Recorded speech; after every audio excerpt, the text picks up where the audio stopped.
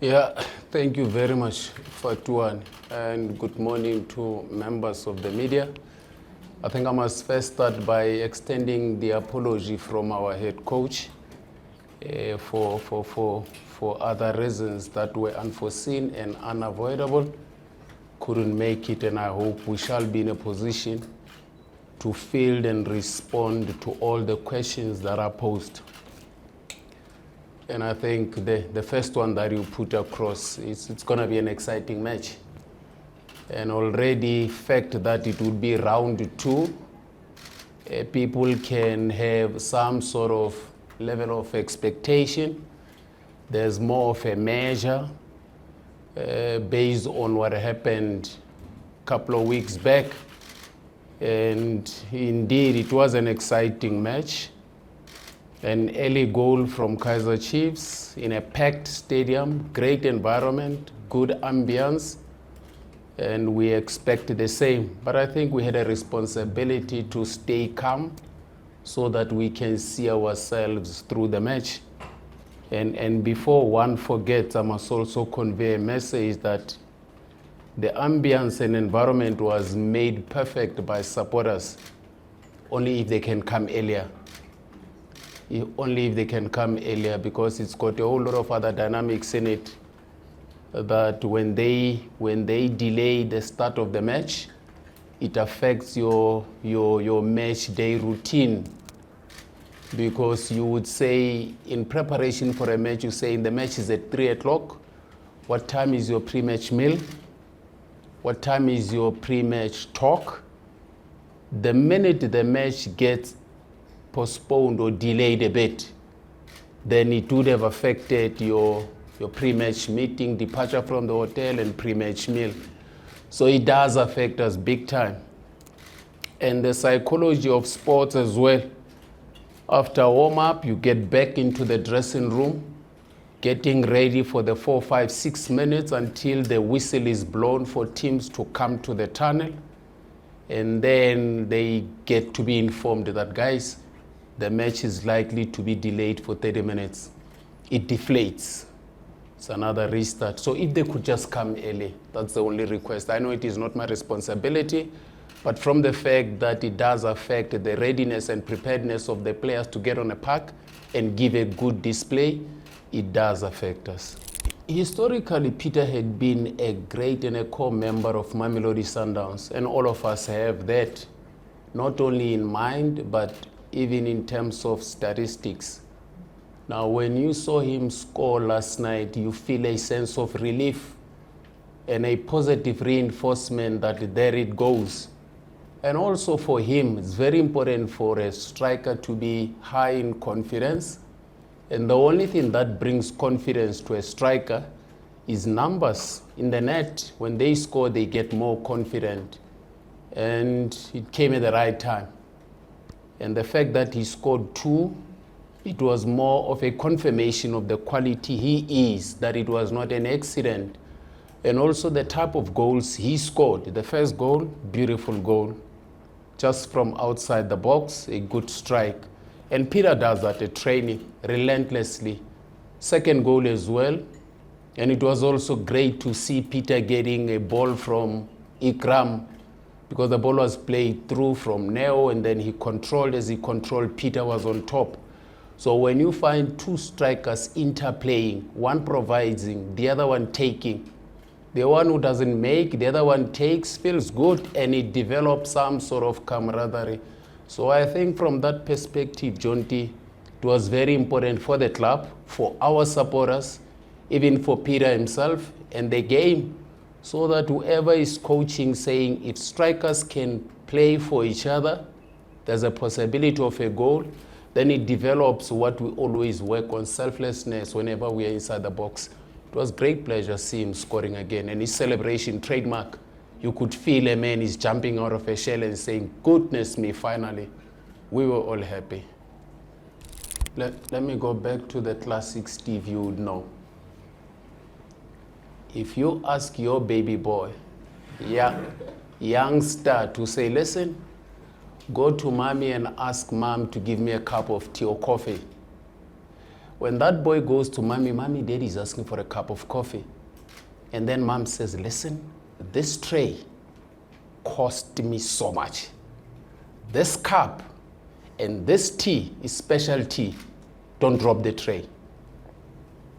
Chances are that tray is going to be dropped.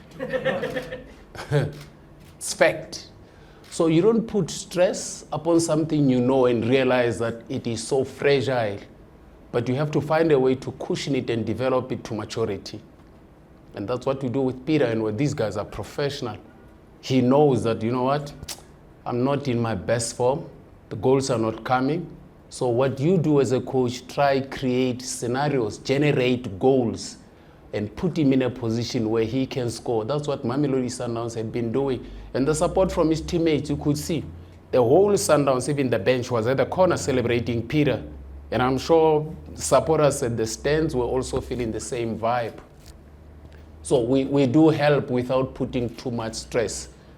If your deadline for submission of this assignment, of the report, of the press conference, if you know that deadline is 2:30 and it's 2 o'clock, Steve Komphela is still talking, you're going to make a lot of misprints and typing errors there because you become desperate to get to the end of what is required.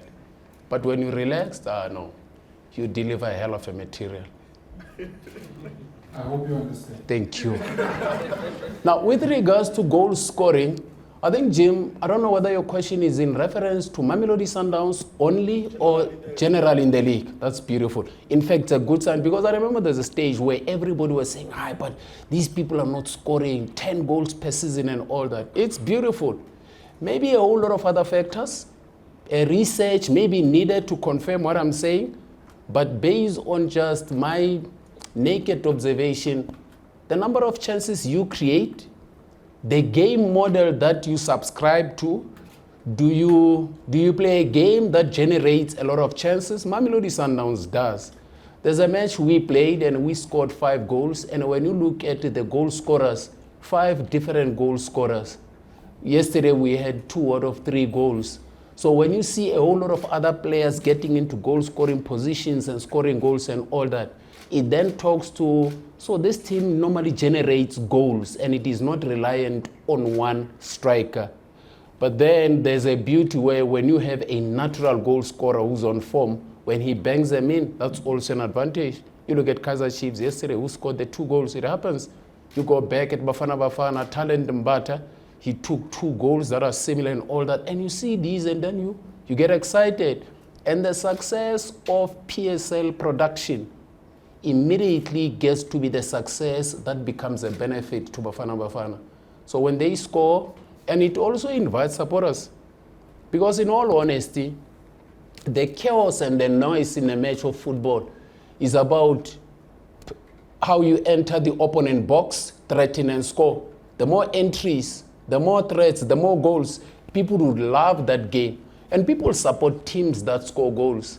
So the game in South Africa, to attract even more fans, we need to score these goals. And at the end of the day, you pay your 40 rand, 50 rand, 60 rand to go watch games. I mean, goals, you don't know what's going to go to a game. It has happened many a times. You see that there's a beautiful match, but it's 0-0. And then people say, it was just a dull match. When in essence, it was a hell of a match. And then you go to a match where there's lots of goals and the match are not as exciting. But the excitement of goals is just a must in any football match. So it's good to see them scoring as well. Our point of reference would be the match we played. You look at you guys who do SWOT analysis. You look at areas where you did very well. Are those opportunities still existent with the current setup at Kaizer Chiefs? Then you have to continue taking advantage. You look at what is it that you benefited from in the previous match. It is normal that it has been dealt with. What is happening currently? So you need to go to that level of also looking at what has changed, what are they doing?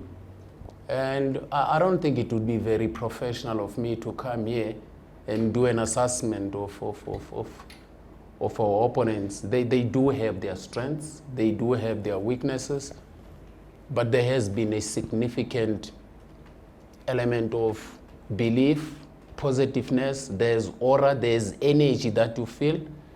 And that energy comes from the results they acquired and how they they see things unfolding, there's hope that this thing is gonna click. And it's good to see that, because when that happens, it puts everybody under pressure.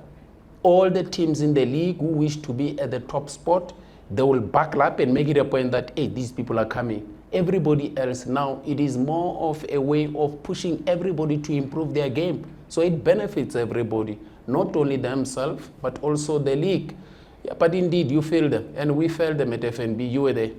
The couple of last 10, 15 minutes, you could feel the change, even though there's certain things that we know that we shouldn't have done that, we couldn't have done that, we should have done better, we couldn't have done better. Whatever it was, we know. But do you go into a match at the back of a good 75 minutes and then stick to that template and expectation, or you go to the match now with the panic and anxiety of the last 15 minutes? Those are all things you have to factor in. But it's not going to be an easy match. And I'm sure you saw them in Polokwane when they play Supersport. You saw them yesterday. You still remember what happened when you played them at FNB. It's going to be packed. That stadium will just be golden, black, yellow, and whatever. So you have to perform. And players get affected by such environments. Big players love such environments. And players who get intimidated, the environment swallows them. So we just need to work not only from technical, tactical, preparation and all that. It's going to be more psychological as well. Have the nerve to perform under 100,000 people. Not really, because if I were to immediately jump into the notion, then I would have insulted Cape Town City.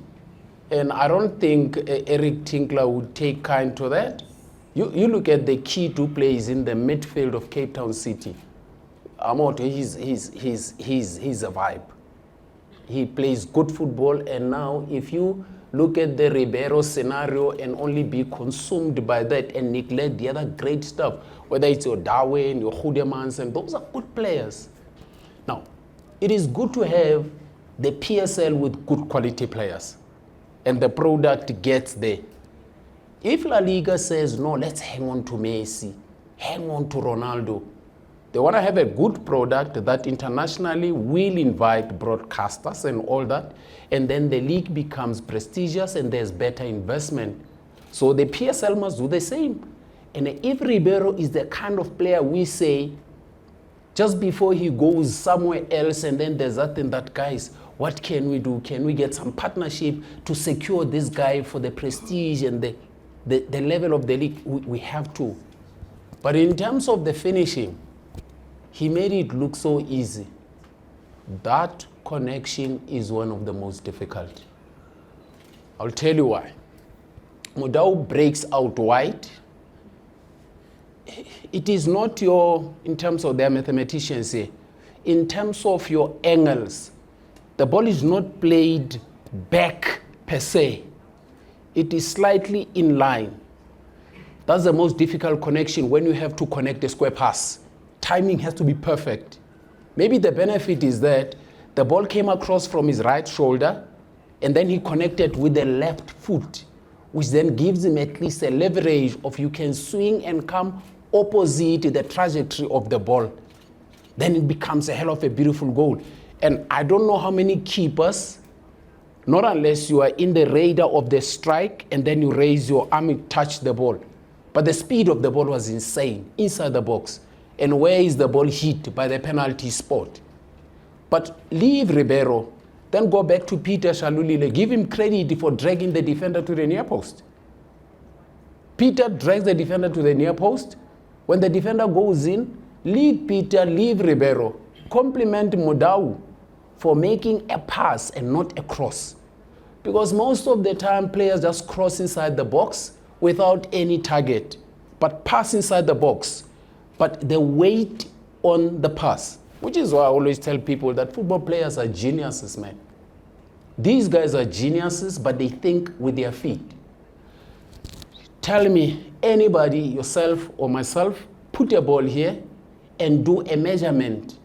You know, velocity, speed, and time, and all those scientists are here. If you put the ball here and aim to find a person at a particular point, at a particular time, that's genius. And football players do that amidst the chaos of actions and all that. And then we still disrespect these people because of, those are mathematicians. You and I, those who play golf, they try here, you putt, the ball falls short. And some try kick a ball, it falls short. But those guys are so precise and accurate. That's what they train for. Now, if the ball comes like that from Dow at the right pace, at the right angle, connects with Ribeiro, Peter goes there, it needs a lot of synchronization, a lot of training, a lot of understanding to execute that. But at the end of the day, after you've put all the ingredients, the one who enjoys the soup simply says, the soup was nice. Okay. Why I'm asking you if you spoke to Vina this morning? Vina may have said, hey man, Mahlatsi, ask him about the river for the weekend. And now you're talking to Steve Komphela. I am listening to what you're saying, but I hear what you are not saying. So, River's issue happened last night, and it's quite premature for us to have any exact assessment. Maybe we would have had our team doctor or medics would give us a better reflection. But listen, in football, things are possible. So it happened last night. As soon as we get feedback, we had regen and maintenance session. I come from training now. They were looking at him, and the protocols that are required from a medical point of view will be applied. We hope to have him. We should. And indeed, River, he gives the team different personality. Mshishi gives the team different personality. Then your biggest challenge as a coach then becomes, do you then make a team made by the quality of the players, or you make a team that plays to your structure? Do players make the team, or when you make a structure and fit in players? We depend on the quality of these players, top players. But at some point, there's a stage where you say, what do I have? Okay, the ingredients that I have here, they call for this type of production. So sometimes you don't have all that you want, so you have to work with what you have. Having confidence in the players, maybe we are informed by the game as well, because the game has gone a bit faster. And the younger, the faster you are, the game has gone very technical, and they've got great level of technical ability. And also, I think that there's a selling point, and there has to be a buy-in. Now, if your selling point does not have a very strong point of reference, the buy-in is slow, is reluctant. I'll tell you why I'm saying that. If you then say to a loving person, football-loving person in South Africa, look at Lamal, Yamal, whoever. Look at this one and that one. They play 16, 17. You are then buying them the opportunity to be patient with a 17-year-old in South Africa. But previously, you never had that opportunity. So maybe the international point of reference has given us an acceptance to say, it's not about age. Governor Hunt once said that if you're good enough, it doesn't matter about your age. He doesn't care how young you are. If you're good enough, you get put in there, you play. So I think the game has gone to a level where people have bought into the understanding that it's not about age. If he's capable, let him play. And it has become an international trend and a phenomenon. And in South Africa, it also existent. So there's no way we can be in denial, even though sometimes it takes us a bit of time to accept where the game is going. In terms of players, it's easy, but they give you a confirmation as well, because all these youngsters, Abo Mapen, Abo Kutwan, Abo Relay, and all these folks, you can see that these youngsters, and also go back and thank the development of football in terms of DDC and that in South Africa, because it helps. They get exposed to the structures of operating in a team environment, a professional environment, early enough. And then when they get to senior environments, they are not far behind. Even yesterday, the scorer in Polokwane yesterday, Ubuyapi, it's just that. So it is also important to say, let's not only look at it where it happens, but look where it comes from. But how did it happen? Acceptance to the reality. You can't be in denial. If the world says today, no, Stevie, accept that as soon as you give out a team sheet, there's a million comments that would be made about how nonsensical it is. If you're in denial, you're going to fight all those people. That's the reality of life. You put out a story, a top story. That's the reality of life. If you're in denial, you'll never go along. And so you can't stay behind because you say fact that I don't know it, then it cannot be right. No, it doesn't mean if you don't know it, it's wrong. You gotta be aligned. I think South Africa is aligning as well. And it's a great, great initiative. I think, Jabulo, the environment, the leadership environment at Sundowns is very complex. And not only now, it had always been like that. And in high performance environments, you can't hold too much sentiment because it's about production. And answering the question directly, what is holding us together? What is keeping the environment? And maturity, my brother. Maturity and selflessness and understanding leadership. If you are at a very complex environment like that and you're selfish, you'll have a problem. If you're in an environment like that, you lack maturity, you'll have a problem. Because you can imagine if I go in there and I'm egoistic, then Coach Mangoba is there. No, but Steve Komphela has coached at Arrows, has coached at Kaizer Chiefs and all that. And then you don't want to accept the fact that, listen, leadership is about sharing opinions and also understanding that positions are not a reflection of leadership, but your inputs and maturity in dealing with matters to get maximum output. That's leadership. If you lack that understanding, you can't work at Mamelodi Sundowns. And you can't work anywhere else. So modern leadership and management, and which goes to everybody, even in corporate, you need to have soft skills. No matter how good you are in modern life, you can be a top person and all that. When you lack soft skills, you'll see nothing in leadership. We don't instruct anymore. You have to get a buy-in. You don't bulldoze people. Tell me now, Carlos Queiroz working at Real Madrid, and then Beckham has to go to LA, there's a shoot on Gillette, whatever.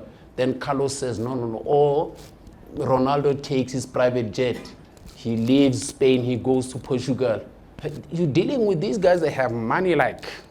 Now, you want to tell me that you're going to treat him like a small boy.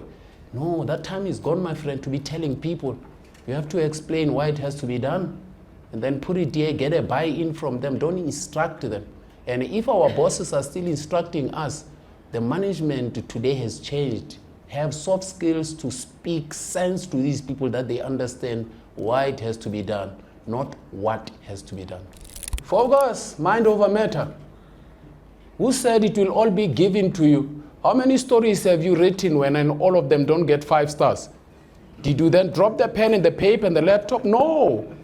You didn't get bitter, you got better. Focus.